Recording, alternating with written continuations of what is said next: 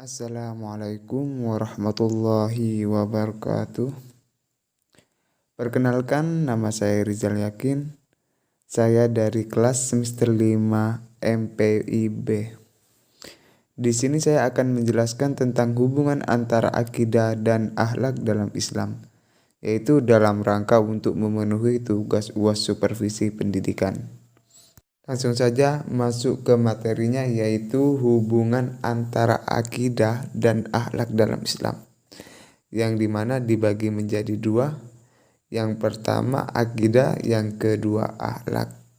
Baiklah, saya di sini akan menjelaskan dari yang nomor pertama, yaitu akidah. Apa sih yang dimaksud dengan akidah? Akidah menurut bahasa berasal dari bahasa Arab yang berakar dari kata aqada yaqidu, dan akidatan. Akdan berarti simpulan, ikatan, perjanjian, dan kokoh. Setelah terbentuk menjadi akidah berarti keyakinan. Jadi akidah adalah keyakinan yang dianut oleh setiap manusia terhadap sesuatu hal yang menjadi dasar aktivitas dan pandangan hidupnya. Akidah Islam adalah suatu yang bersifat tauqifi, artinya suatu ajaran yang hanya dapat ditetapkan dengan adanya dalil dari Allah dan Rasul-Nya. Maka sumber ajaran akidah Islam adalah terbatas pada Al-Quran dan Sunnah-Nya saja.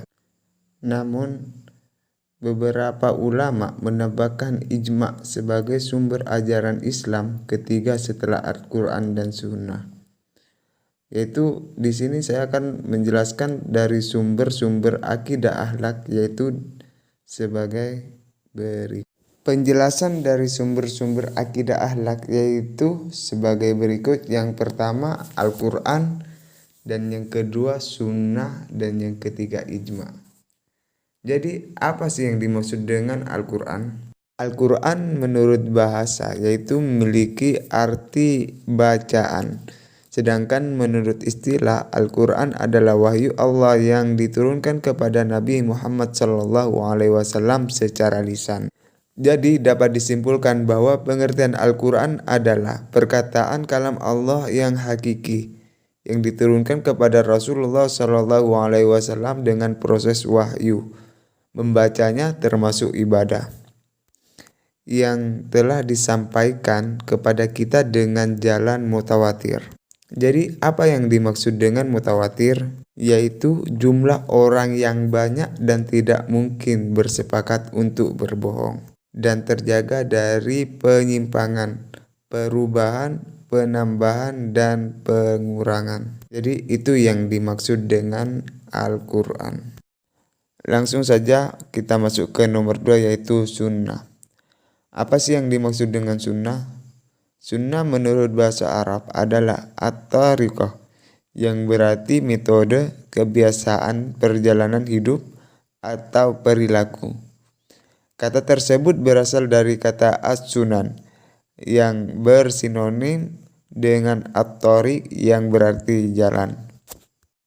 Sunnah sering disebut juga dengan hadis, merupakan segala tingkah laku Nabi Muhammad SAW, baik berupa perkataan, perbuatan, maupun ketetapan yang disebut dengan takrir. Jadi, sunnah merupakan sumber hukum Islam yang kedua setelah Al-Quran. Allah Subhanahu wa Ta'ala telah mewajibkan untuk menaati hukum-hukum dan perbuatan-perbuatan yang disampaikan oleh Nabi Muhammad SAW. Jadi itu yang dimaksud dengan sunnah. Langsung saja kita ke nomor 3, yaitu ijma. Ijma dalam pengertian bahasa yaitu upaya atau tekad terhadap sesuatu. Sedangkan menurut istilah, ijma berarti sumber akidah yang berasal dari kesepakatan para mujtahid umat Muhammad SAW setelah beliau wafat tentang urusan pada suatu masa. Jadi mereka bukanlah orang yang sekedar tahu tentang masalah ilmu, tetapi juga memahami dan mengamalkan ilmu. Jadi itu yang dimaksud dengan ijma. Jadi langsung saja kita kembali ke pembahasan yang pertama, yaitu hubungan antara akidah dan akhlak dalam Islam. Langsung saja kita kembali ke nomor 2, yaitu akhlak. Jadi kata akhlak berasal dari bahasa Arab yang merupakan bentuk jamak dari khuluq yang menurut bahasa berarti budi pekerti. Jadi, akhlak ini memiliki kedudukan atau peran yang penting dalam kehidupan manusia. Di antaranya menjadi standar nilai bagi suatu bangsa dan menjadi tolak ukur nilai pribadi bagi seseorang. Islam memandang akhlak itu sangat penting untuk mewujudkan kedamaian dan keselamatan manusia di dunia dan akhirat.